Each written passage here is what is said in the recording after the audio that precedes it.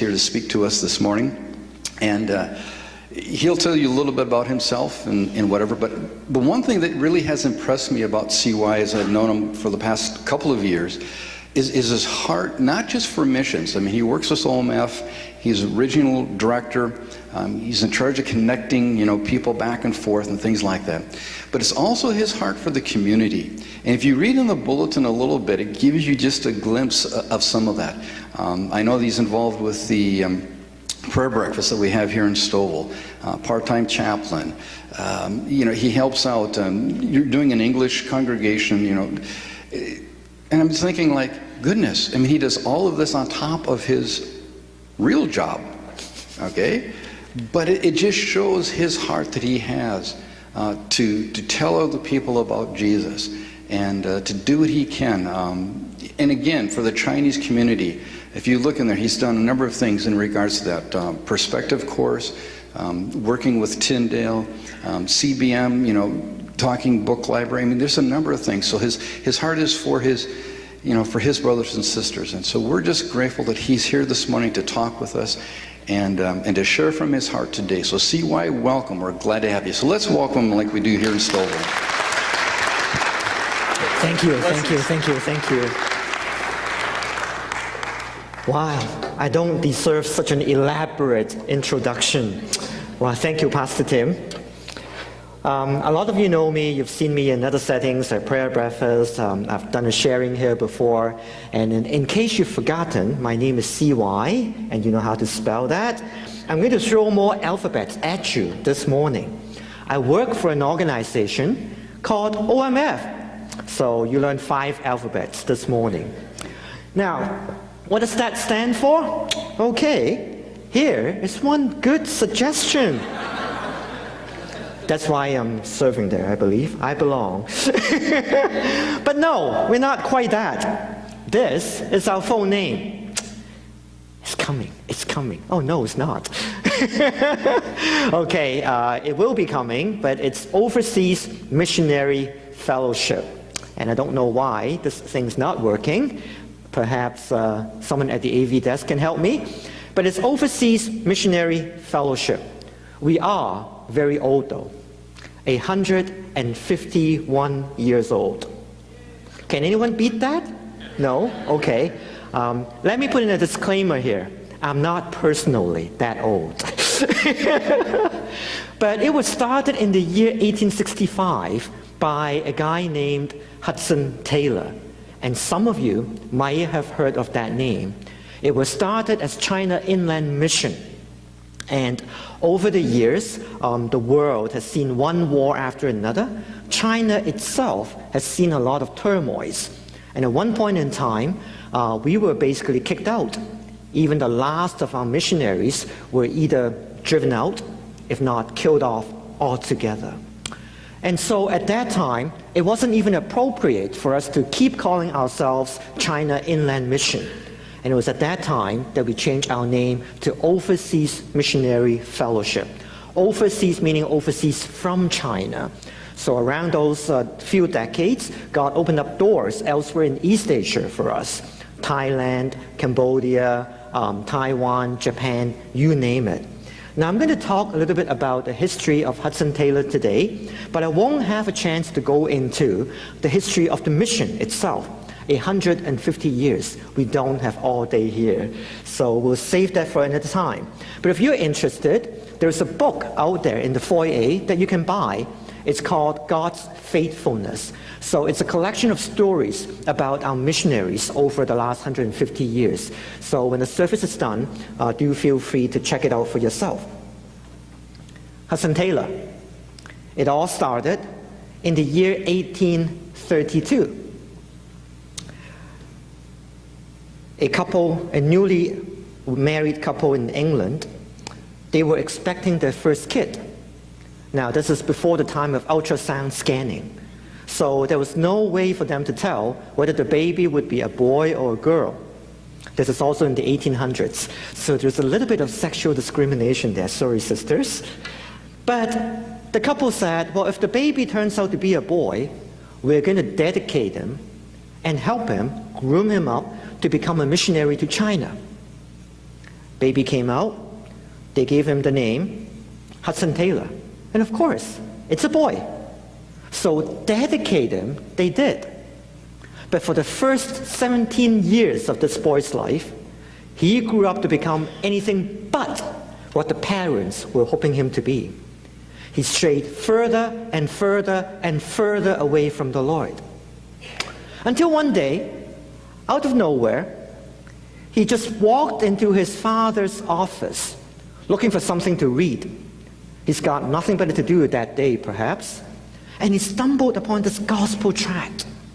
And you know what? That simple gospel tract, it changed his life. And he became a born-again Christian. When that happened, his mom was far, far away in a different place, visiting with a friend, a relative. And so when she came home, Hudson Taylor went up to her. And he said, you know what? I became a born-again Christian. A lot of you here are mothers or grandmothers. Put yourself in the shoes of Mrs. Taylor. You've been waiting for 17 long years for this to happen. And now, everything is happening before your eyes. How would you have reacted? Yay! Hallelujah! Praise the Lord! Dancing across the room, right? You know how the mom reacted? She said, yeah, what's to it? I knew it would happen. Go, get lost. No, I made up parts of it. But you get the idea. Okay, she wasn't surprised at all. Like, what happened here? She wasn't even home when it happened. As it turned out, when she was visiting with a friend or relative, all of a sudden, she felt this heavy burden upon her heart to pray for her son. And so she locked herself into a room and prayed and prayed and prayed like crazy until she felt a sense of peace upon her. And she left the room, knowing that the Lord will come through to her son. And he did. A few months after, Hudson Taylor himself picked up the call to go to mainland China. He wasn't the first Protestant missionary to take the gospel to China. 50 years before him, there was Robert Morrison.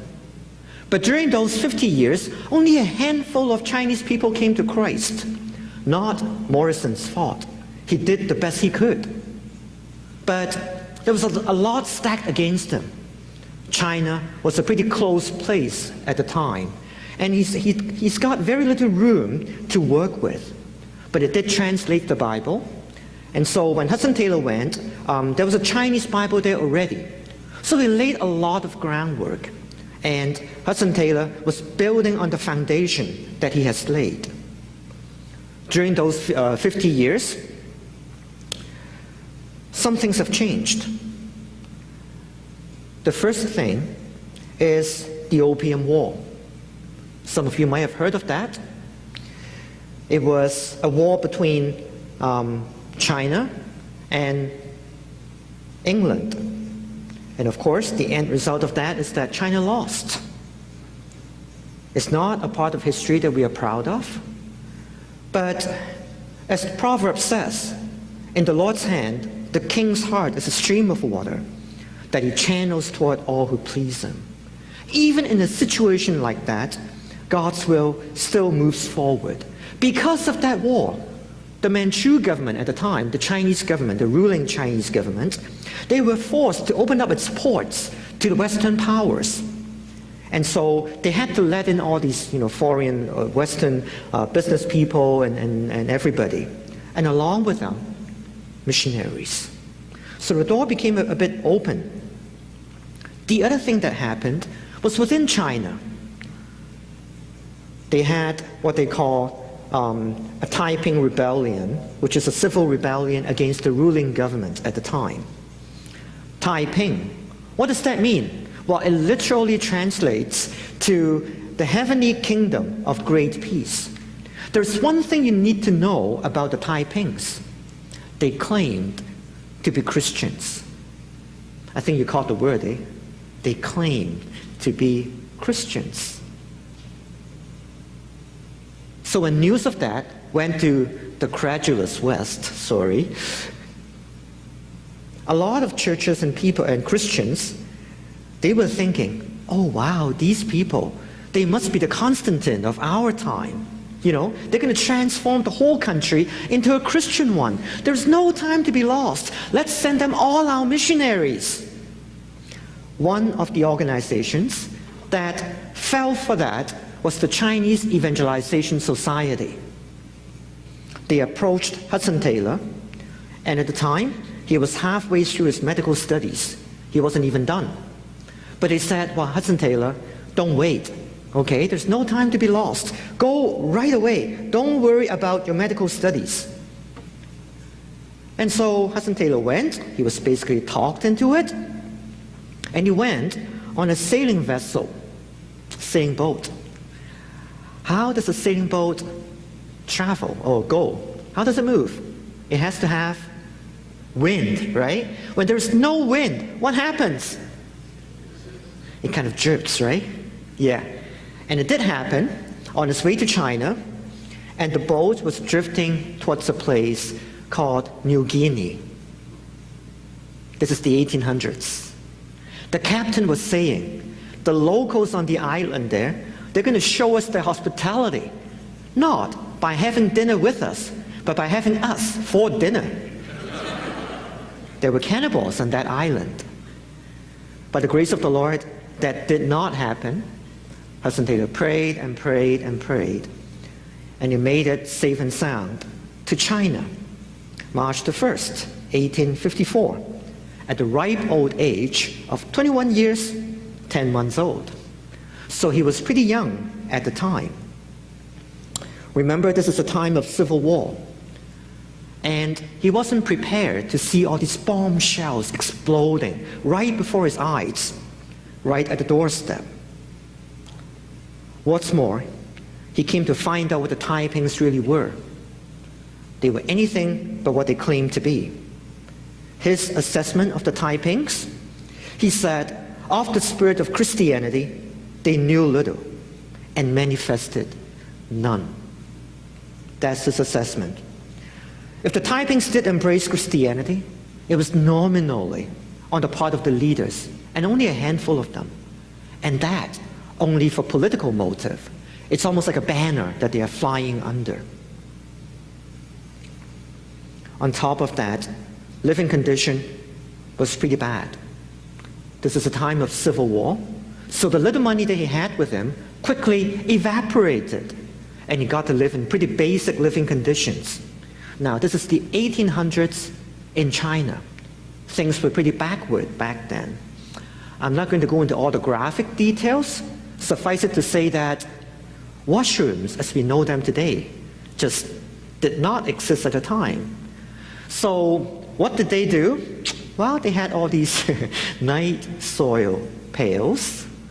And where did they put these pails? Right next to where you live. And summertime, 40 degrees Celsius, it stinks like hell. So his health took a big toll from that. The Civil War got from bad to worse. And a lot of the Westerners, they were put in a settlement camp type of thing. And while there, the other missionaries, they had nothing better to do. So they started gossiping against each other. They looked at this young guy called Hudson Taylor, not even done with his medical study, not even ordained, 21-year-old. What are you doing here? Go home. That's what they said to him. A lot of the Chinese people at the time, they've never seen a Caucasian like yourselves. So these blonde hair, like, is it real? Okay, yeah, what about your eyes? So the kids got so scared of him that they would be throwing stones and sticks at him.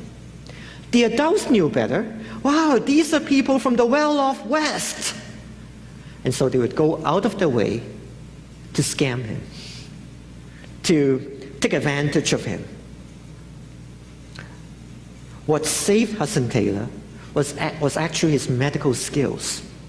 He was able to do something about the diseases that local doctors couldn't do anything about at the time. And so that kind of saved him. That also got him in a lot of troubles. Because the local doctors were saying, "What are you doing here? You're here to put us out of a job? Come on, get lost." That's how he was treated. Around that time, he had a very interesting experience.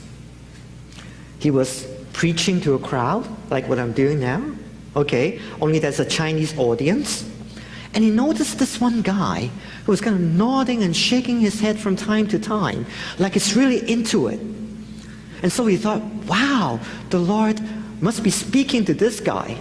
And so as soon as he's done, he walked up to the guy and he said, "How can I help you? The Lord seems to be speaking to you. Maybe there's something I can help you process."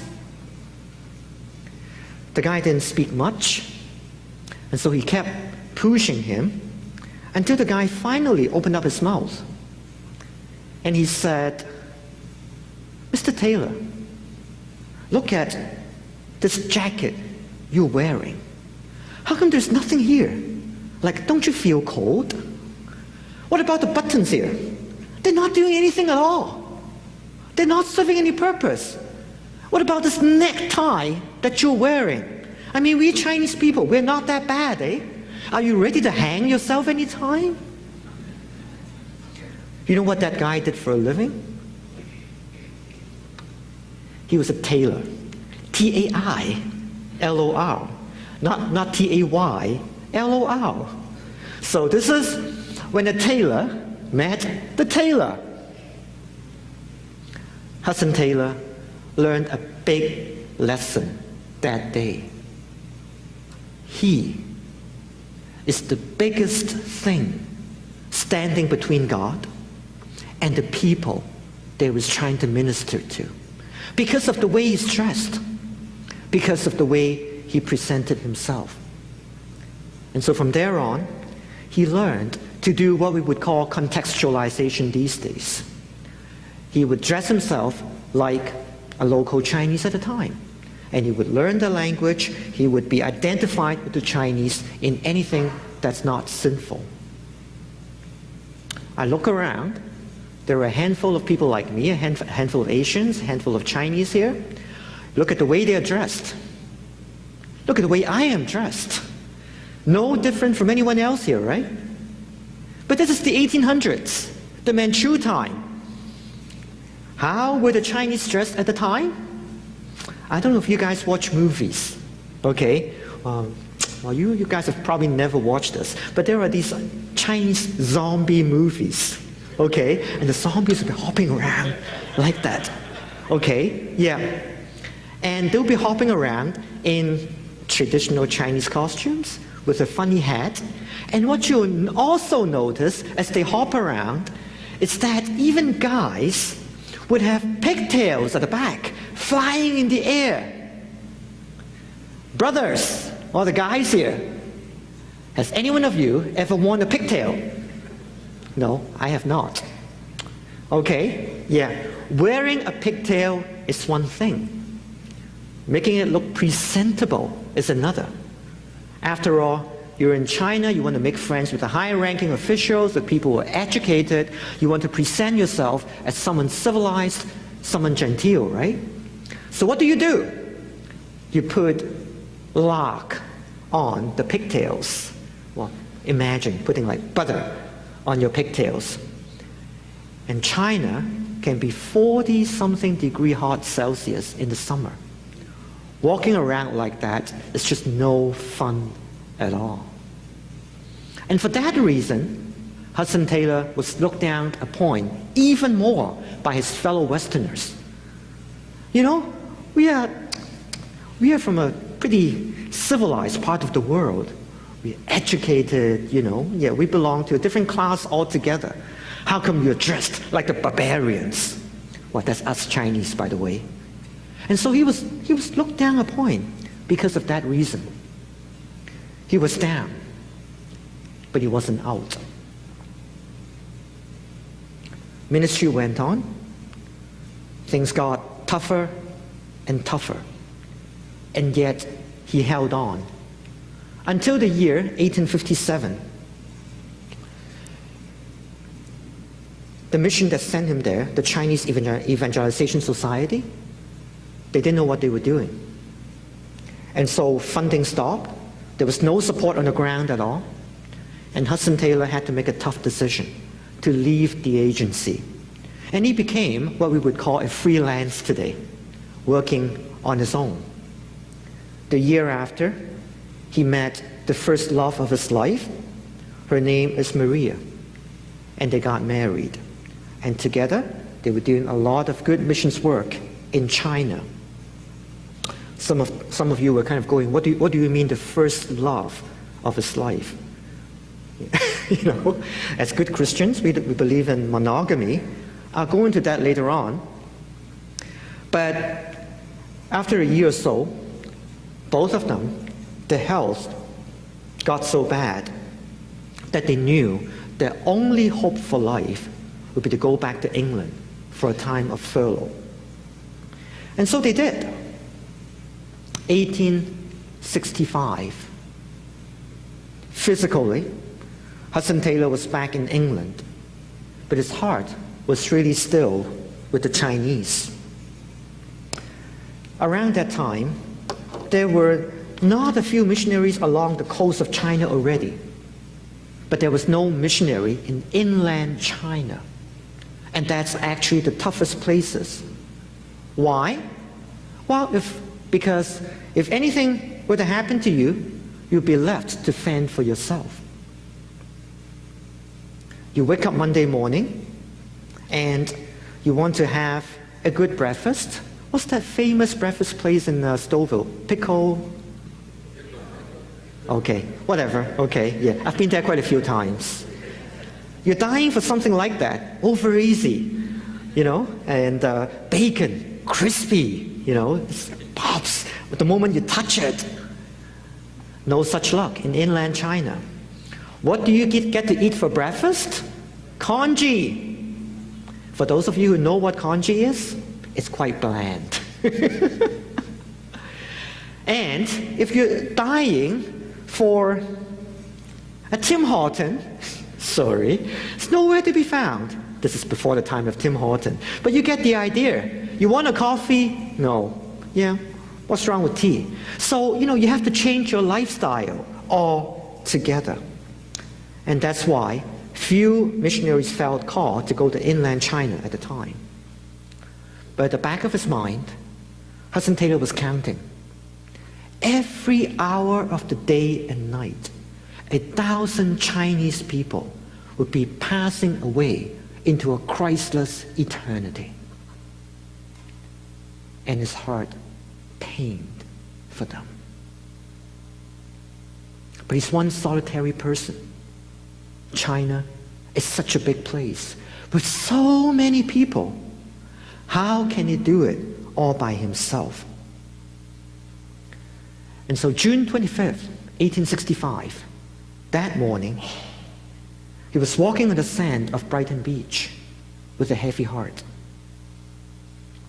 A few truths dawned on him that morning. He felt the Lord saying to him, Hudson, this is not your responsibility. This is mine. All I'm expecting you to do is to step up in faith. I will bless you. I will use you. That's all I'm expecting of you. Hudson Taylor was encouraged. And so that morning, he went back to his church.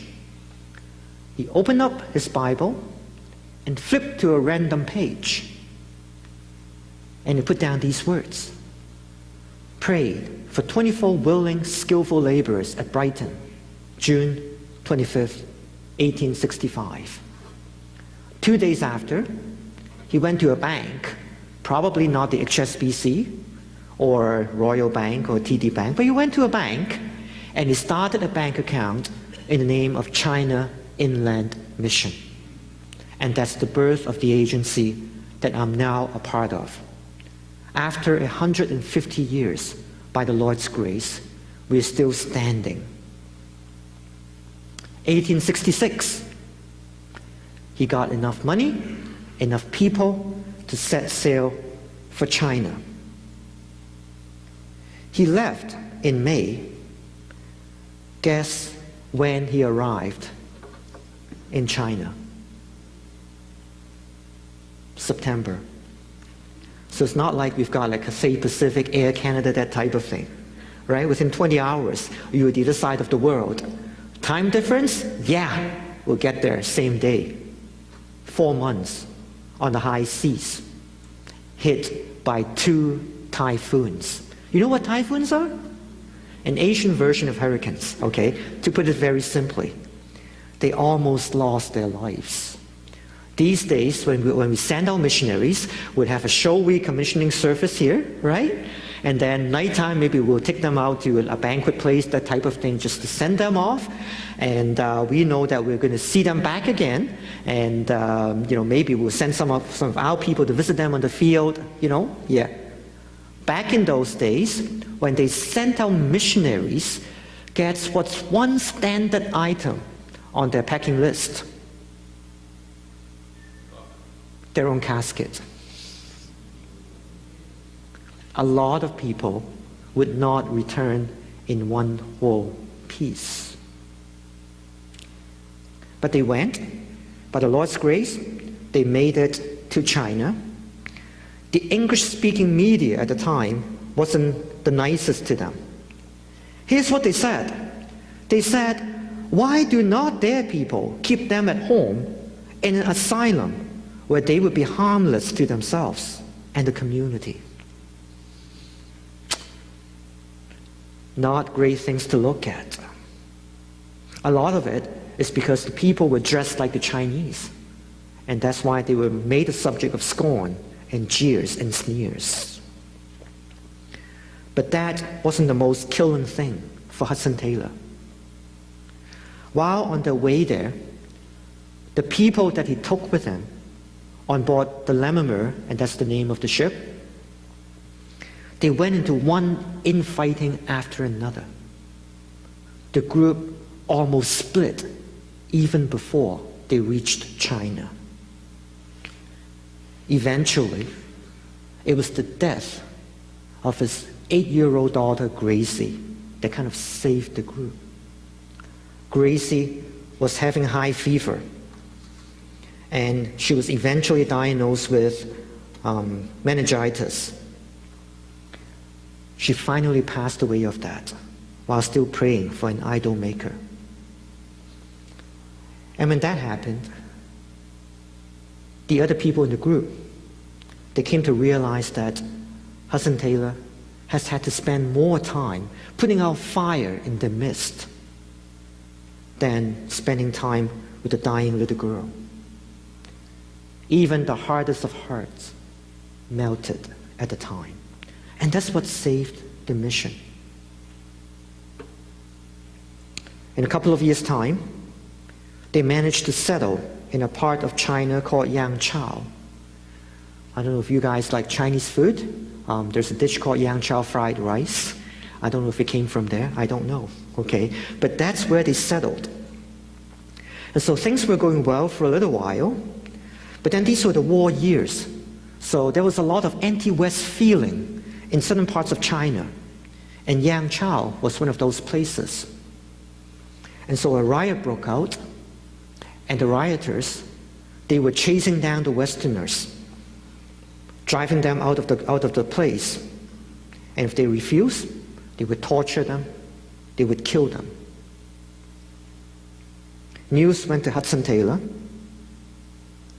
and so he ran with one of his best friends to seek help from the magistrate, from the local official.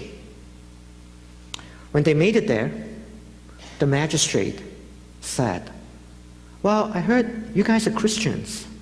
You do communions, right?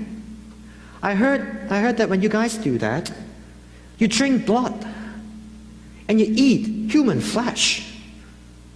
We've got a few kids missing. Did you guys do it?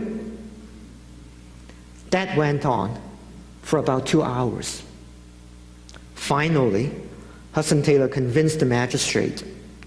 And so, he went back with some of the people there to his own place. only to find that the whole place has been set on fire already. Maria had to jump down from the second story to safety. And she never really got better from there. A few months after, they made a bold decision to move back to Yangzhou. And because of that, people held them in high respect. And people started coming to the Lord. But Maria's health kept declining. Eventually, she gave birth to a baby son called Noel. He lived for 13 days. A few days after, Maria herself would pass away. All in all, while serving in China, Hudson Taylor would lose 5 of his own kids. He himself plunged into a deep depression. It was not until the next year when he came across a lady missionary by the name of Jenny that things started looking up again. He remarried, and ministry went forward. 1875 to 1885, the ministry developed. I'm going to give you some numbers. I'd like you to help me keep track of these numbers. When he first went, he was looking for 24 people to go with him, right? 24. Around this time, the ministry got so big that they started looking for more people. And this time, they decided to call for 18 more. So 24, 18. Still not enough. They still wanted more. So this time, they were calling for 70 people. Okay? 24, 18, 70. Still not enough. So, they decided to call 100 people. Okay? So you got the numbers, right? 24, 18, 70, 100. Still not enough. Guess how many people they would be calling the next time?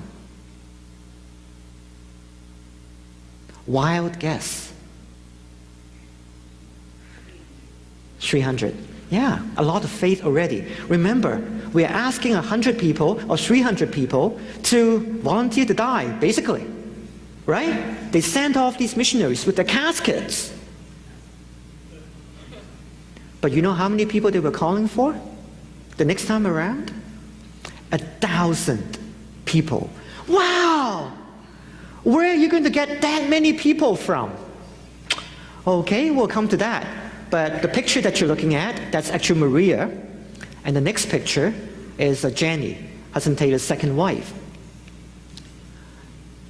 And like I said, they started asking for more people to go. And this is the poster that goes along with the call for 100 people. What kind of poster is that? Any OCAT students here? Any graphic designers here? This is the 1800, okay? So it looks kind of bland. Yeah. But they decided to call 1,000 people. Where would they get all these people from? Well, it has something to do with a place that you and I are very familiar with. In the year 1888, a dude, no, he's one of the top Christian leaders. His name is D.L. Moody. He invited Hudson Taylor to come to North America to be the feature speaker, the keynote speaker for a student conference, much like our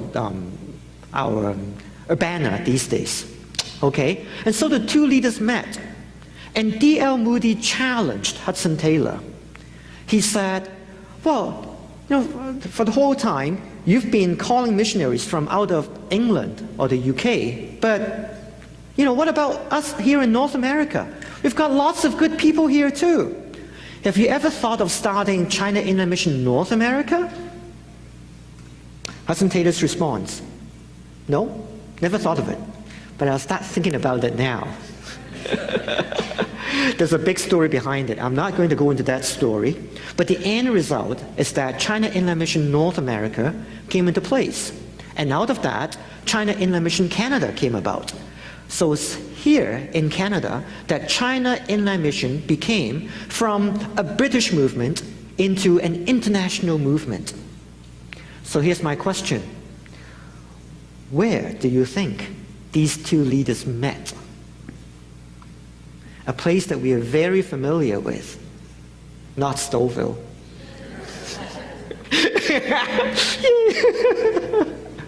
Guess? That's right. Wow, you know something. They met at Niagara-on-the-Lake, okay, at what used to be the Queen's Royal Hotel. And it's there that China Inland Mission became international. So, after the service, it's a sunny day out there, a very fine day. If you've got nothing better to do, drive for about 2 hours, go to Niagara-on-the-Lake, try to find the Queen's Royal Park, and you will see a plaque there. Okay, the plaque was set up in the year 1988 to remember that 100 years ago, the two leaders met there, and they started China Inland Mission North America. If you can't find it, I'll give you a little hint. It's right next to the public bathroom. But because now they've got China Inland Mission North America, they've got a much, much broader base to work with. And that's why they are so bold as to call 1,000 people. Because it's not just Britain, it's also North America, it's also Canada and the United States.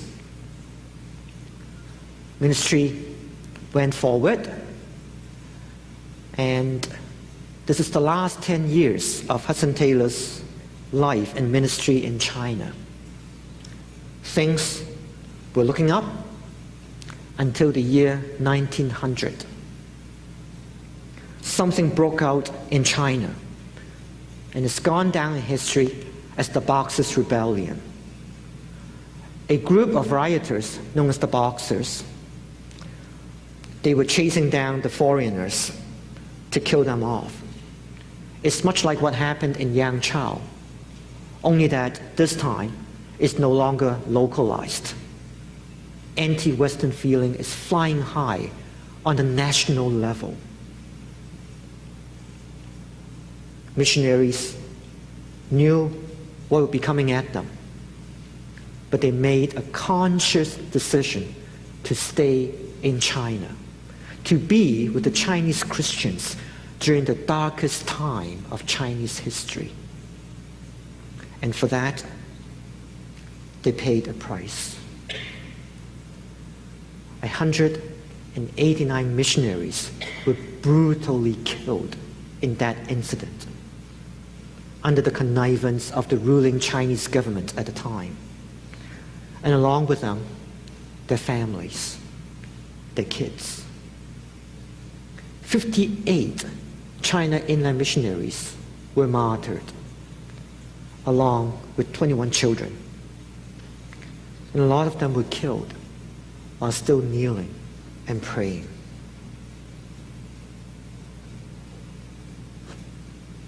It was an alliance of 8 nations that finally barged into Beijing and kind of took matter into their own hands and put everything under control. But these were the colonial years. These Western powers, they weren't nice people either. And so, when everything was over, they asked for an exorbitant amount of money from the Chinese government by way of compensation. The idea, of course, is to turn back at least some of this money to the missions agencies that have lost lives and properties. And of course, they themselves would get the lion's share of it. China Inland Mission was approached as the agency that suffered the most. At the time, Hudson Taylor was very old and fragile already. But because of his influence, because of his leadership, the China Inland Mission leaders made a decision that wowed the rest of the world at the time. He said, we are here in China to make friends with the Chinese people, and blackmailing them like that is no way to do it. We are not going to take a penny.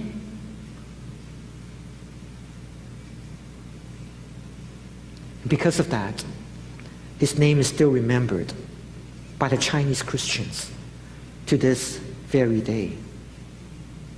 Over the years, a lot have happened both inside and outside of China. When a lot of missions agencies were kicked out, China Inland Mission still had some room to work in China.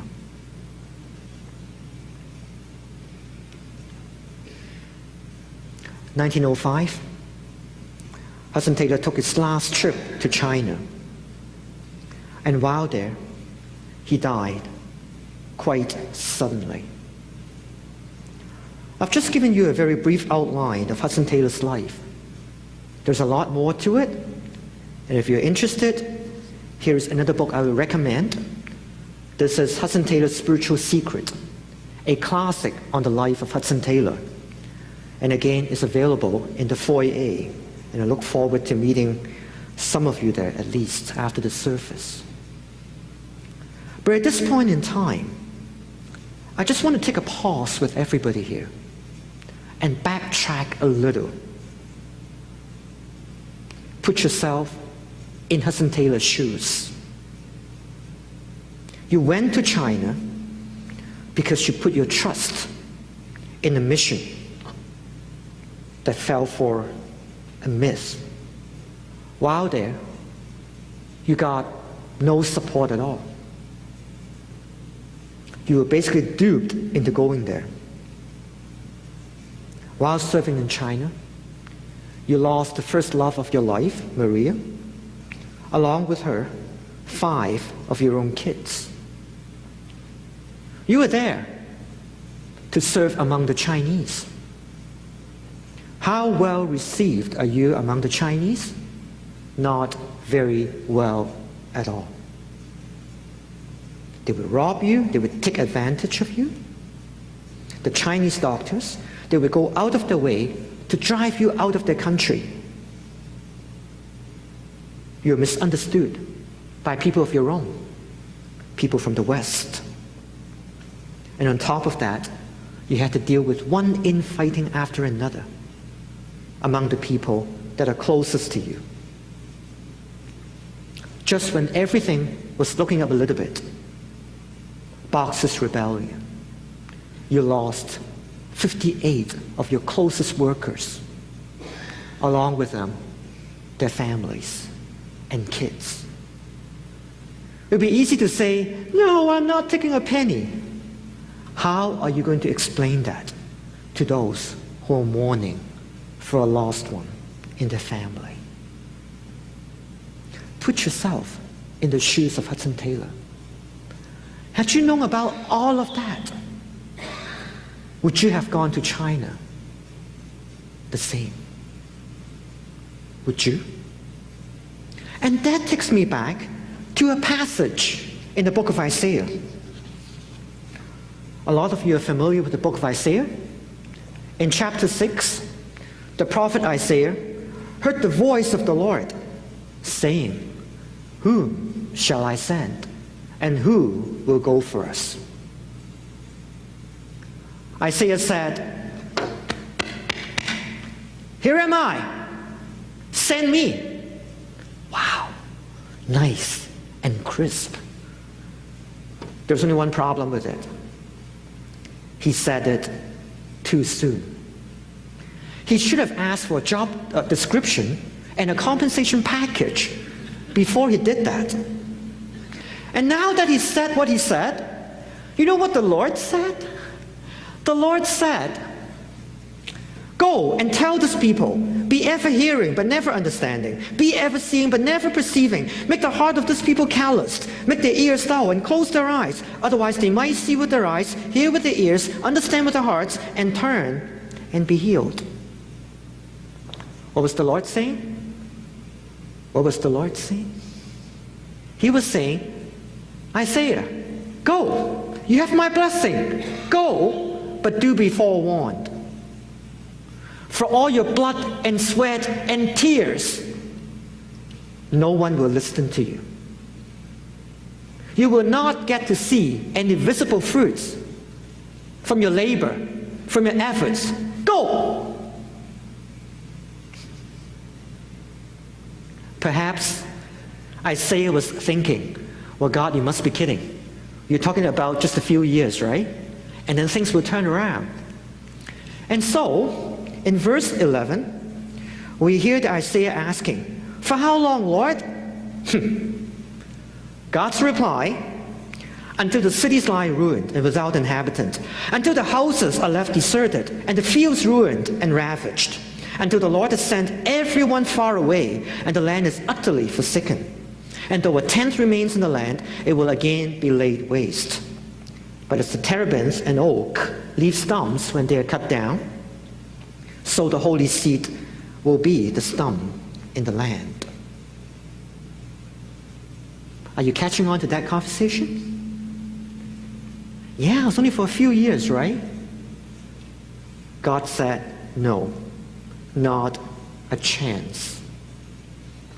You will not see much fruit from your labor, from your toil, for as long as you live. This side of eternity, there'll be nothing at all for you to show for it. Go! How would you have responded? Can I tell you how I would have responded?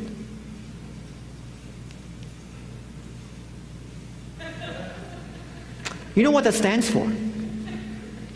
It appears on the internet all the time. And if you don't, here's what it stands for. You only live once. And every time you see the word YOLO on the internet, invariably, you will see pictures of fancy food right before your eyes, right next to that word. You'll find someone eating a Japanese sushi, not wrapped in seaweed, but wrapped in gold leaf, with some diamond embedded in it. One bite and it's tens of thousands of dollars, and you'll be enjoying that in the luxury of a 5-star, 6-star, 7-star hotel. YOLO, you only live once. You deserve it. Splurge on yourself. That's how I would have responded. Well, Mr. God, I'm not that silly. I only live life once.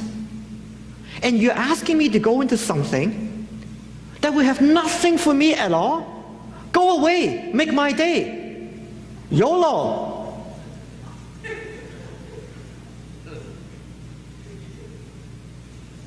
It's a good thing that neither Isaiah nor Hudson Taylor said that. And you know why? You know why they held on to serving the Lord, even when they knew that there would be nothing much for them to show for? It's also because of YOLO. They also know that they only live life once. And they have no time, no energy, no effort to chase after things that just come and go. Let's face it, guys. That sushi wrapped in gold leaf with diamonds embedded in it. Today you eat it, tomorrow, where will it be? We were talking about nice soil pails. Oh no, let's not go there. Life is too short for us to go after things with no eternal significance. They responded to the Lord the way they did, exactly because they know of this thing called YOLO. We only live life once. I'm seeing some young kids here. I'm seeing some younger parents here. I'm seeing some grandparents here. Every one of us, we only get to live life once. So what are we going after? A bigger house, a more fancy car. For the younger generation, it could be more fun. OMF also stands for, oh, more fun. No. Is that all it is to life? No. There's something of eternal significance that's worth putting in our best to go for. This side of eternity, we may not get much, but who cares? It's all about God, all about His kingdom. Hudson Taylor is often remembered for this quote. And this is what he said: if I had 1,000 pounds, China should have it. If I had 1,000 lives, China should have them. I'm a Chinese Christian. And a lot of times, we stop right there. And we would say, see how much Hudson Taylor loves China? He devoted all of his life to China. You know what he went on to say right after that? The very next line. The very, very next line.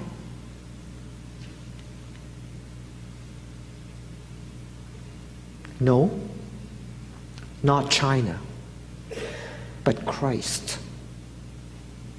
Being a Chinese, let me be the first one to say this. What's so lovable about China and its people? I wonder if, you have been to China. I do travel in and out of China quite a bit. And honestly, when I'm served food on the table, sometimes I don't even know if I should eat the food. Who knows what it's made of? You must have seen on the internet, these eggs complete with shell, it's all made of chemicals. Okay? What's so lovable about China? What's so lovable about the Chinese? Apart from Christ, we are just as steeped in sin as everybody else, every other people group on the face of the earth. We all need Christ. Why did Hudson Taylor stay in China for 40 long years? Yes, he loved the Chinese, but that's not enough.